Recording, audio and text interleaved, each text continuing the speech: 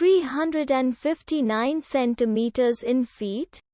First of all, we need to know the value of 1 centimeter in feet. It's always 1 centimeter equals 0.03280839895 feet. Now we have to multiply 0.03280839895 by 359.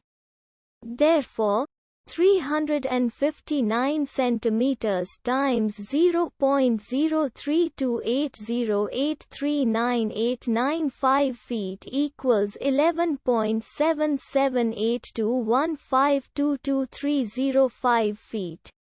So, in other words, 359 centimeters equals 11.7782152230 feet. We hope you have enjoyed this video.